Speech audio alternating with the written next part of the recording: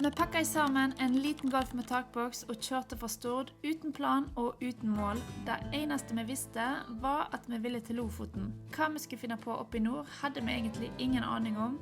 Vi hadde ingen bookinger og ingen tidsplan. Bare meg og Lars og 2 veker til gode. Bli med oss nordover i denne reisevloggen.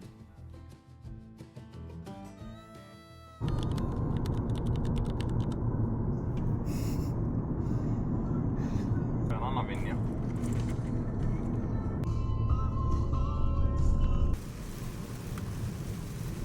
Hvis du har sett meg og Lars før, så vet du kanskje at vi er veldig glad i å reise, men noe vi ikke er så flinke til er å utforske Norge.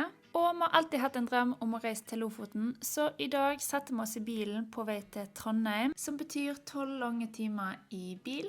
Og kjøringen gikk overraskende bra. Vi hadde en del gode podcaster å høre på. Og så overnattet vi på et hotell i Hell og hadde en skikkelig god frokost før vi satte kursen videre mot Bodø. Dette blir godt. Hva var det på den siste skjevo? Måtte jeg ha 3 skjever, du 2? Ja, dette gleder jeg meg til faktisk. Pluss ingen penger brukt. Nei, for vi stjal dette på butikken på Stord. Nei, fordi jeg bakte brød selv. Voilà. Og når vi ankom Bodø, hadde vi en til natt på hotell, før vi stilte oss grytidlig i kø til å ta båten fra Bodø til Lofoten. Og denne ferien tar 3 timer å komme seg over, og derfor var det veldig viktig at vi skulle få plass på båten. Og hvis vi hadde vært litt smartere, så kunne vi forhåndsbestilt feriebillett, men det visste vi ikke om, så derfor måtte vi stille oss grytidlig i kø. Men som du ser, så disponerte vi tiden veldig godt med å sove et par timer på ferien. Og nå begynte vi å bli skikkelig spente på hvordan Lofoten ser ut. Velkommen til en ny YouTube-vlogg. Nå er vi på ferien på vei til Lofoten og skal akkurat til å kjøre inn i land. Vi har kjørt helt fra Stord til Lofoten, og det har tatt oss 2 dager. En natt i Trondheim og og en i natt Bodø. i Bodø. Så i dag stod vi grytidlig opp for å stille oss i kø til ferien, og vi var en av de første. Vi har ingen plan. Vi vet ikke hvor vi skal campe. Vi har pakket hele bilen med Takboks, og kjøleskap, og vi har 2 kofferter, dykkeutstyr. dykkeutstyr. Vi har med oss altså så mye greier, og jeg tror dette blir jævlig gøy. Eneste været. Eneste var at nå de siste dagene så var været meldt stygt, men i stad så snudde det faktisk litt, så nå er det faktisk meldt en del sol. Så nå gleder vi oss til å campe og bare være i naturen og gå tur i fjellet og kanskje dykke litt. Ja. Så bli med på dette eventyret. Ok, first impression av Lofoten. Enn så lenge ser det ut som Stord. Oi! Nå er vi på vei til Ramberg for å se om vi kan få campingplass. Og hvis ikke det er campingplass der, eller hvis det er for dyrt, så kjører vi til neste. Så vi bare tar alt på sparket. Oi, det var fint der da. Det var ikke så galt i forhold til været. Nei, det var liksom litt lyst likevel. Ja, og ikke båten. Å, så fint. Stakker de som går. Det der er ikke meg og Lars. Nei, vi er egentlig ikke typen til å sove i telt heller. Jo! Vi er typene til å sove i telt. Bare spoiler alert. Spol litt frem i tid, så booker vi hotell i Lofoten. Nei! Det gjør vi ikke! Jo, da gjør det. Nei! Vi er nødt sånn som han der.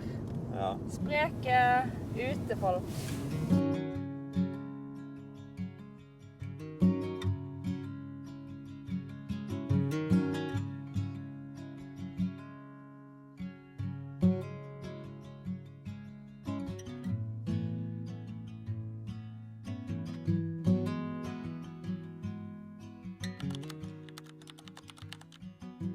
Ok, nå har vi vært på butikken og handlet varer til kjøleskapet vårt.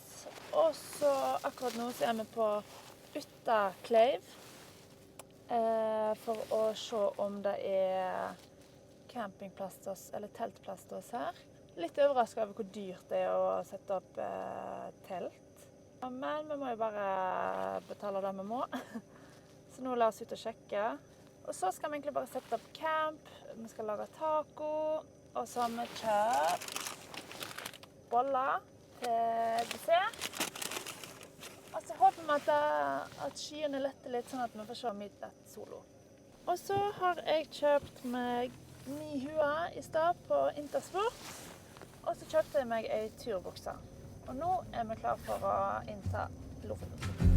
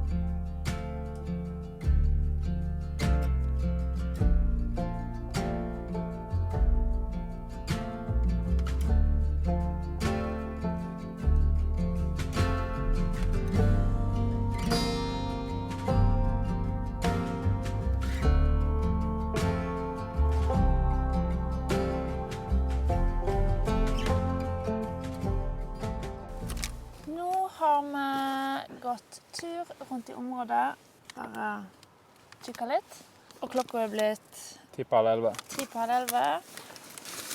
Men vi har kjøpt boller, som jeg tenkte vi skal ha til kvelds. Den hadde jeg glemt. Det hadde faen ikke du. Det hadde ikke jeg. Selv om vi på en måte har hatt litt uflaks med været, så har vi allikevel hatt flaks i uflaksen, fordi det har ikke vært så gale. Det har liksom vært oppløpt nå nesten hele tiden, bare bytte litt sånn duskregn over til. Og så er det meldt. Regn?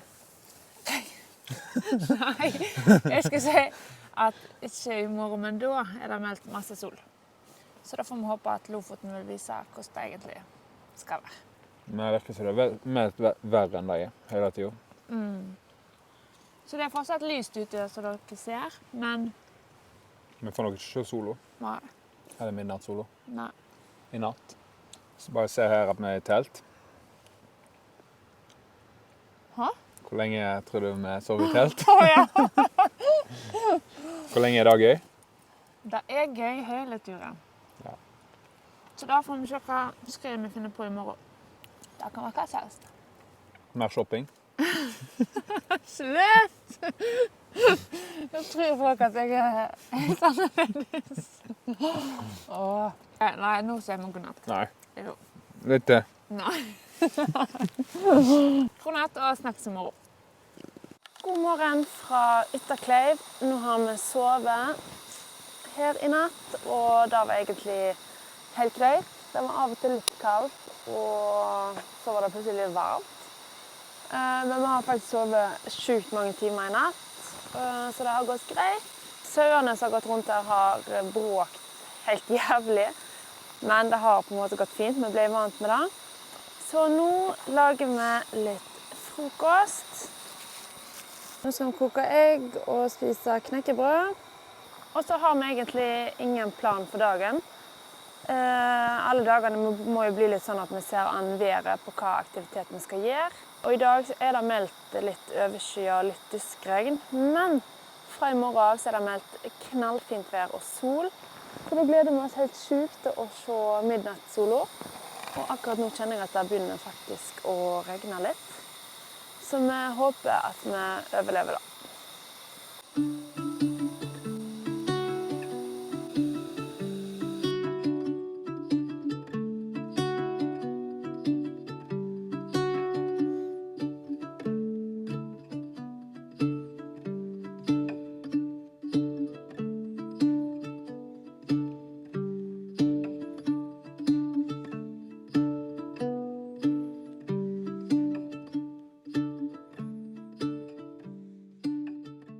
Nå har vi pakket ned teltet og er alt i bilen.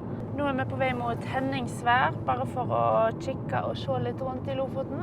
Og det er fortsatt litt overskyet og regn, så derfor tenkte vi at vi kan bare kjøre rundt og bare kikke litt. Og så tenkte vi at vi kan kjøre innom kanskje en god kafé, eller kjøpe seg boller. Så har vi sett på Lofoten-guiden til Helene Mo, og hun skriver at Unstad har jævlig gode boller. Og kollegaen til Lars sa at Unstad har best cinnamon buns, så da gleder vi oss veldig til.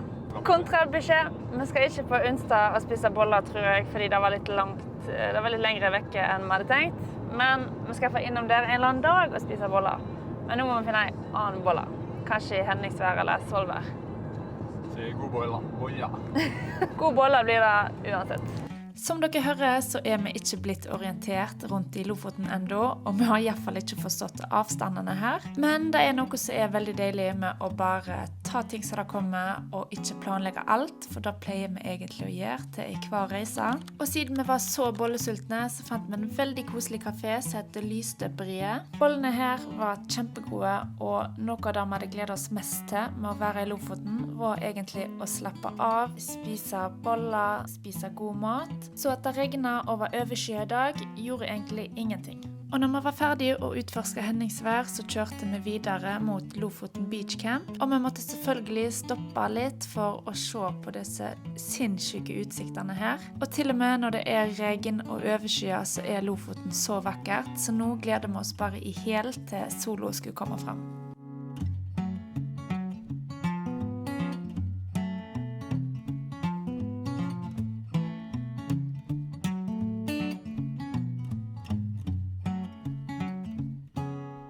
Nå har vi vært på butikken og handlet, og vi skal lage bacalao. Hjemmelaga. Ikke hjemmelaga. Vi kjøpte en som var, stod det, alle ingredienser fra Lofoten. Ja, Så se her, se på den. kvalitetsprodukt fra Lofoten. Ja. Ja, det er fra Lofoten. Og så skal vi prøve tørrfisk. Og så skal vi ha beltlompe, som er fra Frosta. Akkurat. Og dagens innkjøp er også disse fine tallerkene her. Det bare måtte vi ha. Og så har jeg kjøpt meg en ny genser. Den er fra Devold. Litt rett kan dette av, nei. Å, det ser godt ut. Poteter, jalapenos, klippfisk, tomat og paprika. Det blir godt. Det blir godt. Det blir godt. Og vi har sittet camp, Lofoten Beach Camp. Her. Her er bilen, rånebilen, med takboks. Her har vi sjukt mye utstyr, både alt telt- og campingutstyret, men også dykkeutstyr. Håper vi får brukt det. Håper vi får brukt det. Og bak her, Lars, Bak der. er Flagstad-tind, som vi kanskje har tenkt å gå etterpå. Ikke så sjukt fint vær. Så nå skal vi bare nyte en god middag og slappe litt av, og så ser vi om vi går på tur eller ikke.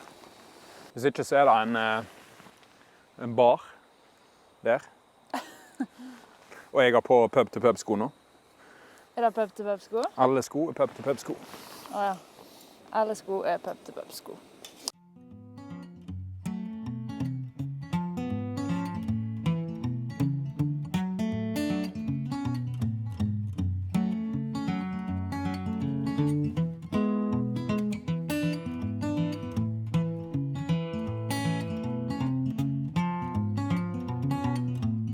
Som du kanskje skjønte på oss, så var vi ikke så gira på fjelltur på grunn av tåka.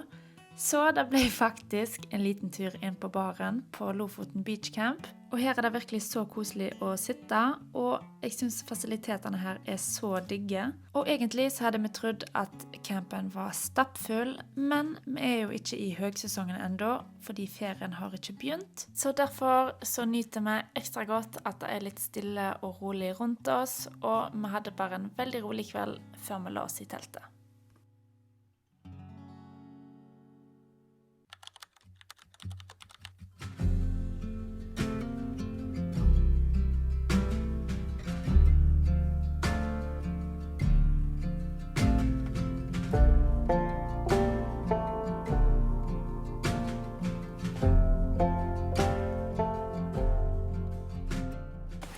er det en ny dag i Lofoten, og nå er vi akkurat parkert på Ryten. Ryten, var det. I dag blåser det veldig masse, men det begynner å bli blå himmel og sol. Skyene blåser vekk. Skyene blåser vekk. Vi har kjøpt med oss boller og kjeks til turen, for den skulle ta ca. 2 timer per vei. Så i dag har vi bare spist frokost, eller stått opp, dusja og spist frokost, og det var jækla godt med en dusj etter gammelt. Det er første gang vi har dusjet siden vi kom her, eller må jo bare vært her 2 dager. Da sier vi ikke høyt. 2 dager da. Jo, vi må jo si det da.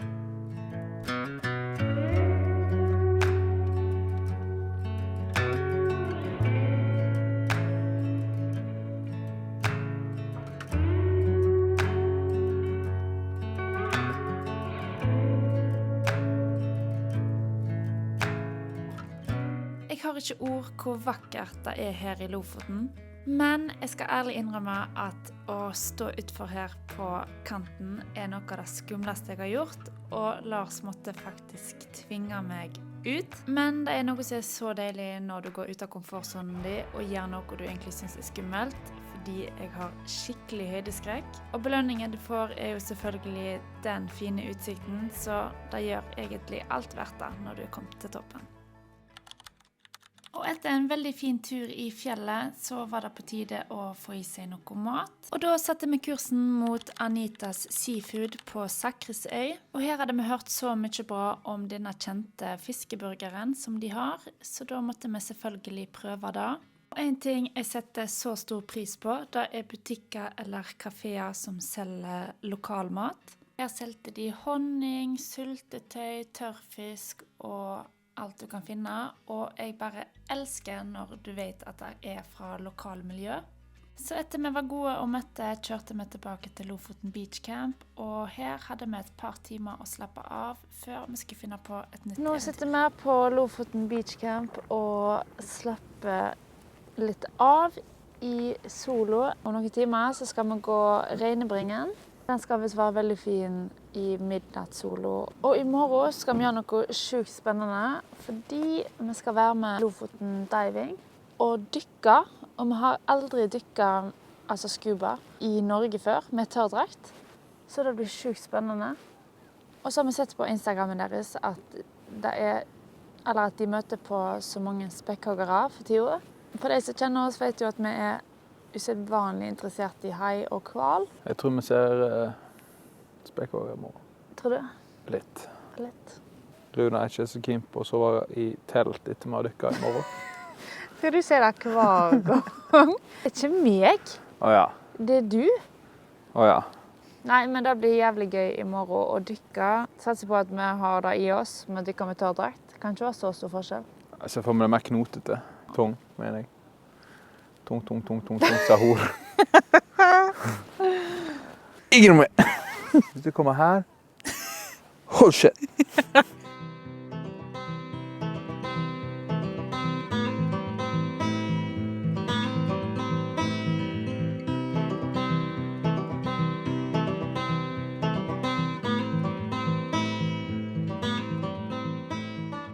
Nå er vi på vei opp Reinebringen.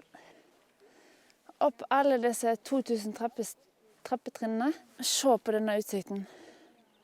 Nå er vi på 225 meter, og vi skal opp på 400 og et eller annet. Og så skal vi se midnattssolo på toppen. Så dette blir bra, men tungt. Dette er jo andre hiken for i dag. Det kjennes, for å si det slik. Hei! Hei!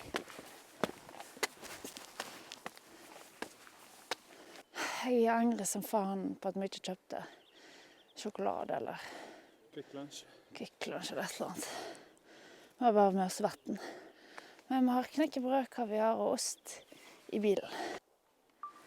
Nå ser vi på spekkhoggere. Og vi så en som hoppet. Og nå lurer jeg på hvorfor i helvete vi er på dette fjellet, og ikke nede i de kajakkene der. Det er det jeg angrer på nå. ha der. Åh. Men vi skal jo faktisk dykke i morgen med Lofoten Diving. Og da får vi håpe på at de kommer til oss. Men akkurat nå er jeg jævlig lei for at vi ikke er der. Å, se da, Lars! Oh my god!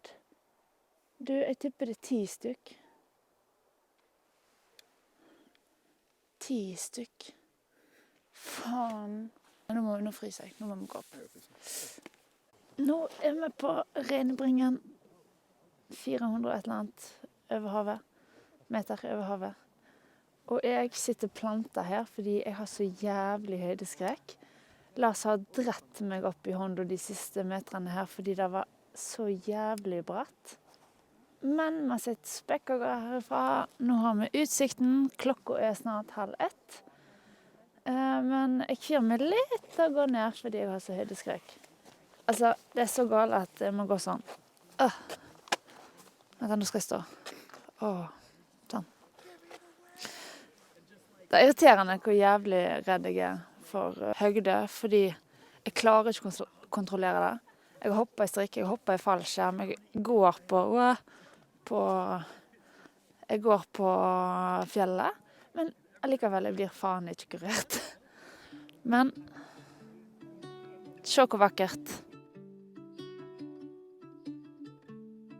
På vei hjem begynte vi å tulle med at kanskje vi skal kikke etter spekkhoggerne, tilfelle de er her. Så det vi gjorde var at vi heiv i oss litt kveldsmat før vi begynte å kjøre hjem. Men plutselig på denne veien her så spottet vi spekkhoggerne bare 100 meter fra land. Og bare se her hva vi fikk oppleve.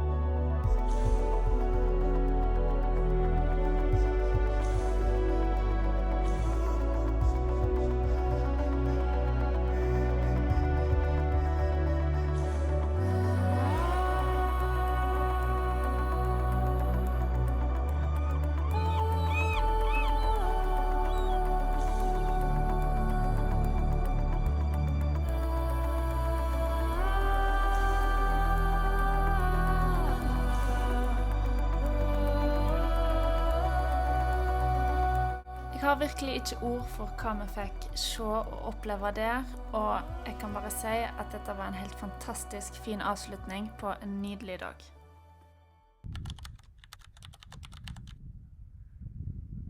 God morgen, nå er vi på vei til Ballestad, fordi vi... Nei, ikke Ballestad? Åja. Ballestad. Åja, Ballestad. God morgen, nå er vi på vei til Ballestad. Vi har akkurat pakket campen på Lofoten Beach Camp. Pakket ned teltet og spist frokost, fordi nå skal vi bli med Lofoten Diving og dykke. Ikke fridykke, men scuba diving. Så da gleder vi oss helt sinnssykt til. Grunnen for at vi gleder oss litt ekstra enn kanskje til et vanlig dykk, er fordi at vi har aldri dykket i Norge, og vi har aldri dykket med tørrdrakt. Og vi har vært så sjukt heldige. Dette her er et samarbeid med Lofoten Diving. Så vi er veldig spent på hvordan det er å dykke i Norge.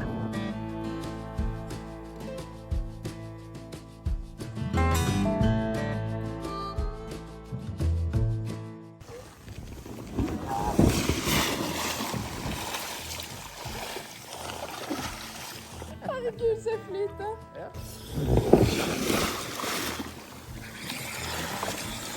Okay.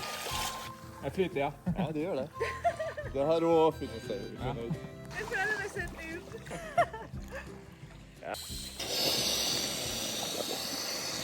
Å dykke med tørrdrakt i Norge var så mye vanskeligere enn jeg hadde sett for meg. Og jeg vet ikke helt hva jeg hadde forventet, men når vi dykker med våtdrakt, så har vi jo pledd å ta salto, og egentlig bare kødde veldig masse.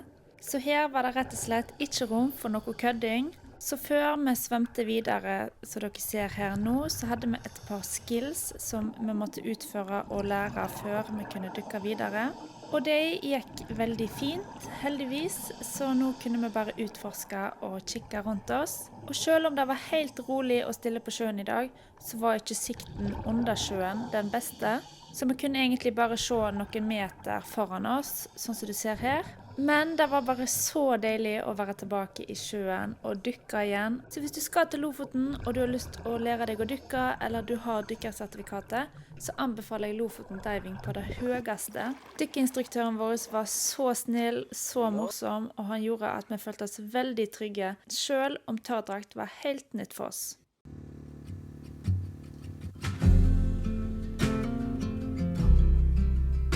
Og etter en veldig god opplevelse hos Lofoten Diving, så var vi skrubbsultne og kjørte derfor innom en restaurant veldig kjapt for å få i oss litt mat. Og etter vi var blitt gode og møtte, så kjørte vi tilbake for å sette opp ny camp. Og denne gang så hadde vi fått et tips fra en følger om at Fredvann camping var veldig koselig og mye mindre folk enn på Lofoten Beach Camp. Og det stemte veldig, så her fant vi oss til rette, og vi tenkte vi skulle ha en liten filmkveld i teltet og bare slappe helt av.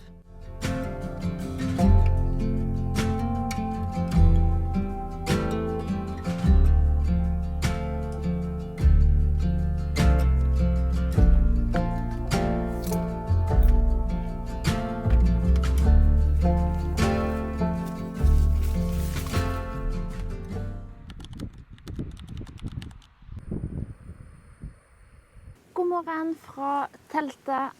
Nå har vi akkurat stått opp og stelt oss bitte litt. Og nå sitter vi her og lager frokost nesten inne i teltet fordi det blåser bitte litt. Men etterpå så skal vi møte Helene og Kajsa.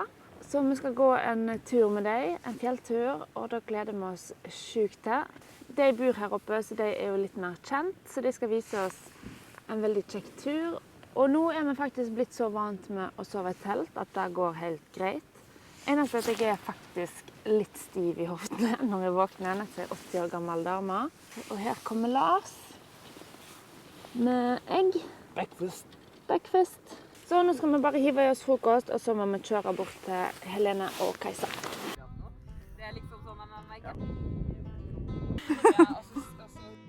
Og etter vi hadde gått en veldig fin fjelltur, så kjørte vi inn til Nusfjord og kikket litt og spiste lunsj. Og senere på kvelden så gikk vi en Midnight Sun Hike med gjengen, og herregud for noen kjekke folk. Og det er noe som er så veldig fint med å komme i kontakt med folk som har litt av de samme drømmene som deg, samme verdier. Ergo, dette var bare verdens fineste dag med verdens fineste folk.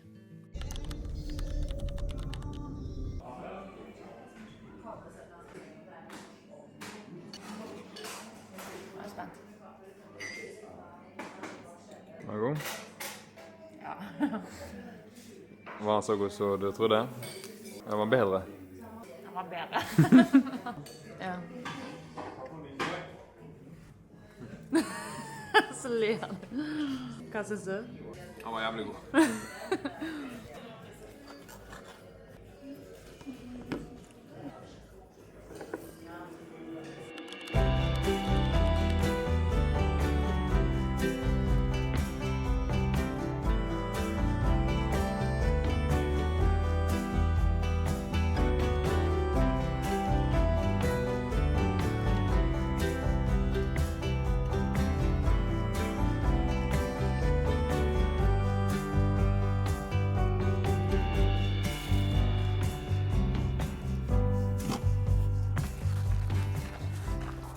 Er vi på vei opp Offersøykammen.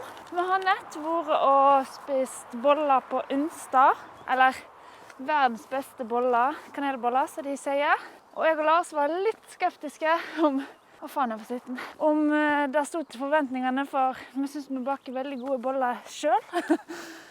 Men det var faktisk jævlig godt. Så nå har vi egentlig bare hatt en veldig rolig morgen og sett på folk surfe på Unstad og bare utforske litt. Så i dag har det egentlig bare vært litt roligere, siden vi var så lenge oppe i går og gikk tur. Nå må jeg slutte å snakke. Ja, så kommer jeg tilbake til resten.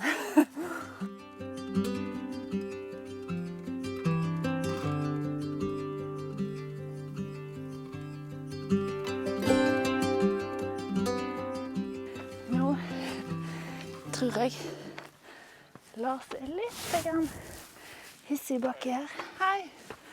Han er veldig sliten. Jeg tror han trodde at han skulle springe lettere på fjellet i dag, men han har litt krampe i leggene.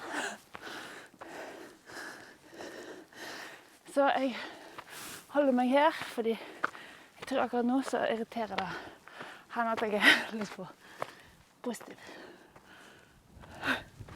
Men fy faen, se på utsikten.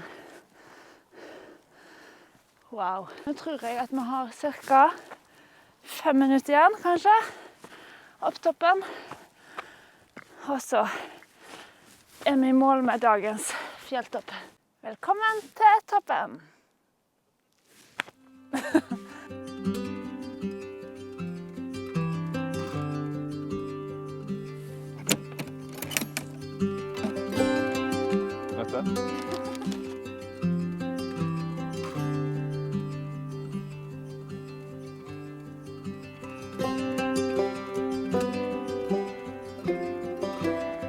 Kraftpizza.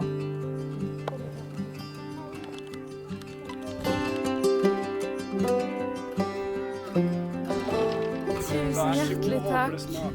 Åh.